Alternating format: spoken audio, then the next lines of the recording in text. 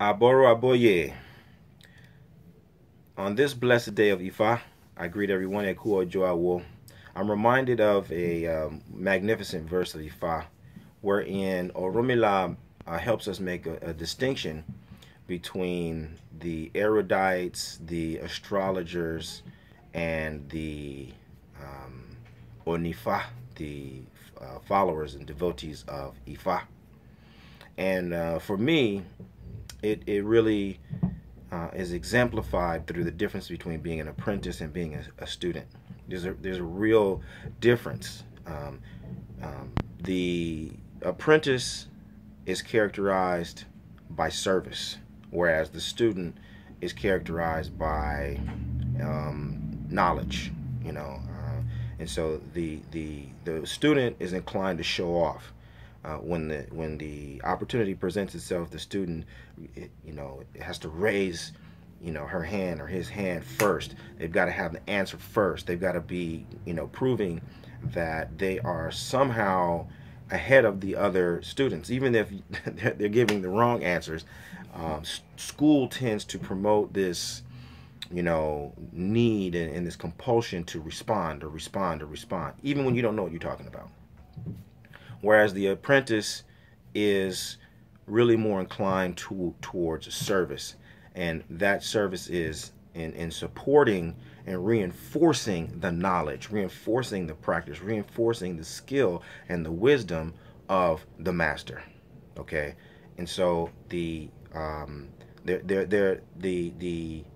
end result of being a student is that you're going to compete with the teacher. You're trying to outwit the teacher. You're trying to outsmart the teacher. That's the goal.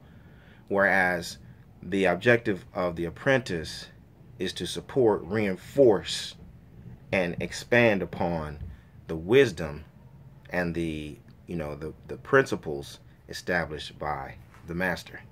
Okay, so they're motivated by very, very different impulses. Okay. And so for us as American people, one of the things that I've noticed is, it's very hard for American people to accept apprenticeship.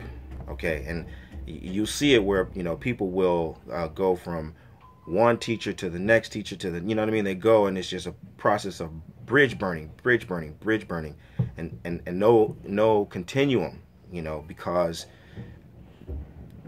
you're still driven by this idea that you must compete with and outdo and overcome the master. People don't even want to have a master. They don't want to say they have a master. Or, we fall into the category of, what I call, you want a husband in prison syndrome, where you want to say you're in it and you have a master, but you've never actually apprenticed to the master. The master is, 1,000 miles away, 2,000 miles away. And, you never actually fetch your master's boots and, bring your master water and prepare your master's food and, just serve, right? What I notice is that what you'll do is, you'll take that knee and you'll get down and you'll bow down, but you're counting the seconds. 1, 2, 3, 4, 5, okay. I showed some humility. I bowed down for those 9 seconds or whatever it was. And as soon as you pop up, you come up with an expectation. So I bowed down and I showed some humility. Now teach me this verse. I bowed down and I showed some humility. Now give me this. I bowed down. There's still this entitlement and this. It's a competitive drive, and it's just something to explore within yourself as someone who's been groomed in a Western educational system. And the more educated you are, probably the more inclined you are to behave from that approach. Okay. In reality, you serve because that's your role. When you're an apprentice, you serve because you're the apprentice, and your objective is to help promote the tradition. Your objective is to help reinforce the tradition. Everything that you can do to help the master continue and to flourish and to go further is an enhancement of the tradition itself. And the ancestors, the deities, well, they'll compensate you. They'll give you the knowledge that you need when it's appropriate. They'll give you the power that you need when it's appropriate. You don't have to go, demanding it, and clamoring for it. So, one of the great phrases along that lines is that what you do for yourself will die with you. That's the student. What you learn for yourself will die with you.